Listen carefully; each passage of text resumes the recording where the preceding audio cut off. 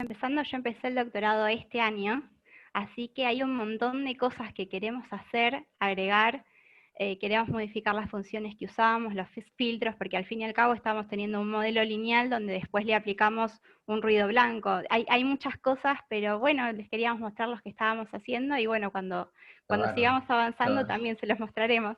Muchas gracias por... No, de nada, gracias a vos y dichosos los que usan simulaciones en esta época de pandemia que pueden seguir jugando con sus tesis. Nicolás, disculpa. Bueno, ahora seguimos con Claudio, seguimos con la dupla del sur, la dupla del Balseiro. Gracias por participar y bueno, te dejo a vos con tu presentación, Claudio. Buenísimo, muchas gracias. Yo me voy a sumar al team inglés, así que hello everyone, and thanks Nicolás for the presentation. I am going to talk about this work that we did about the electrophysiological characterization of a behavioral index that quantifies the degree of loss of consciousness in epileptic seizures. So I would like to start talking about this behavioral index, the so-called Consciousness Seizure Scale. So this index consists in an 8-item behavioral test performed by a clinical practitioner during or after a seizure. And these items are unresponsiveness of the patient at the moment of the seizure, if it has a visual attention with the examiner, if it's doing some interaction with he, if it has a consciousness of the seizure itself, if it's doing some inappropriate behavior, for example, if it has a post-ictal amnesia, which is amnesia just after the moment of the seizure. The patient don't remember some events that happened just after the seizure. Then the question number 6 is amnesia of the seizure event. In a couple of hours after the seizure, the patient is asked if he remembers having a seizure, and they don't remember. And the last one is the global appreciation of consciousness.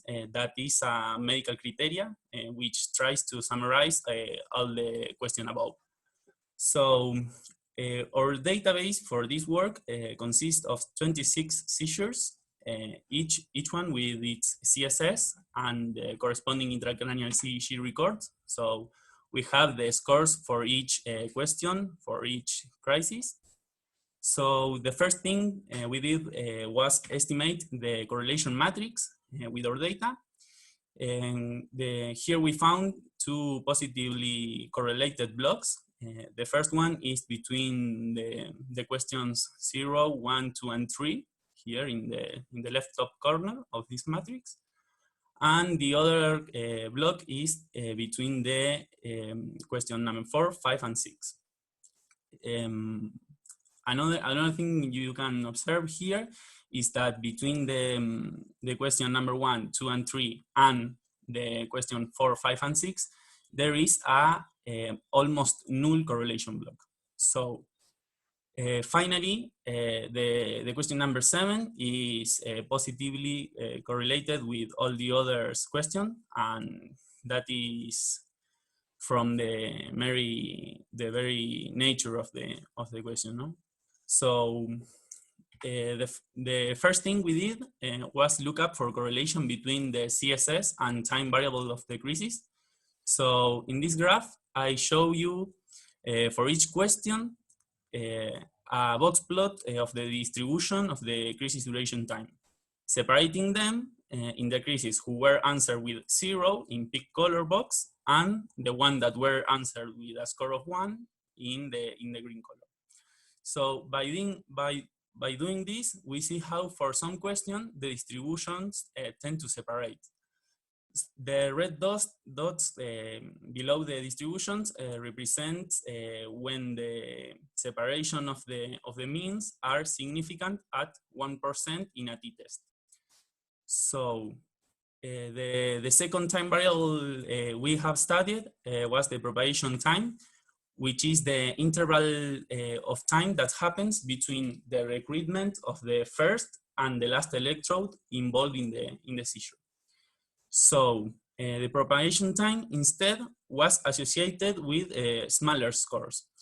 This is easy to see if you look. The pink boxes are above the green ones. So if the propagation time is faster, the patient will experiment more probably a measured impairment of consciousness.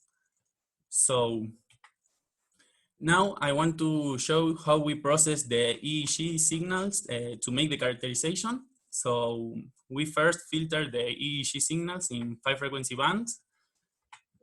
We use the known ones delta, theta, alpha, beta, and gamma bands in the span of frequencies that is shown. So at this moment, each band of frequency has a different amount of power, and they are correlated, and there is a correlation between them. So to solve this, we make a whitening process, which leads us variables uncorrelated and with the same amount of power.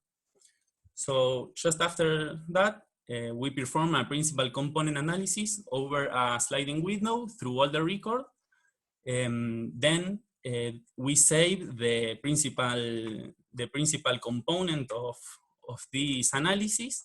So we have the deviation of the most significant direction in this 5 variable system in function of time. So with this principal component, we do a similar analysis as we did with the time variables. We wanted to see if the principal component could separate the 2 different scores distribution. So here I show you the distribution of the principal component for each question at 60 seconds after the seizure onset. So we found that means are significantly different in question number 4, 5, and 6. But as I said, this principal component is something that is varying on time. So this distribution separation varies too. And to show this time behavior, I perform a t-test for each question every second relative to the beginning of the seizure.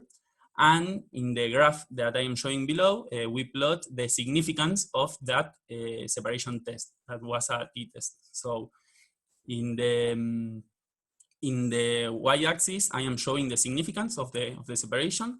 And if you look, you can see that there is a different dynamics in time for questions that are more specific about memory, for example, that was 4, 5, and 6 questions. And there is another behavior for the other block of correlation in the matrix I showed before. So to finish, I want to say some conclusions.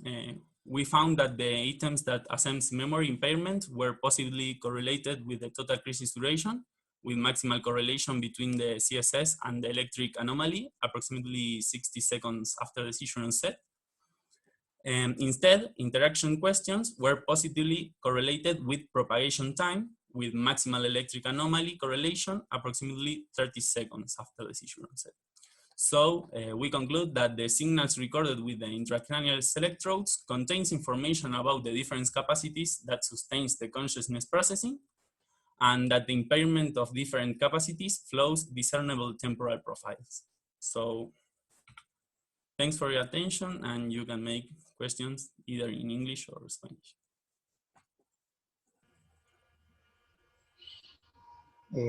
Gracias, Claudio. Thank you very much. I don't see any questions yet in the section. I missed 2 questions for Natalie that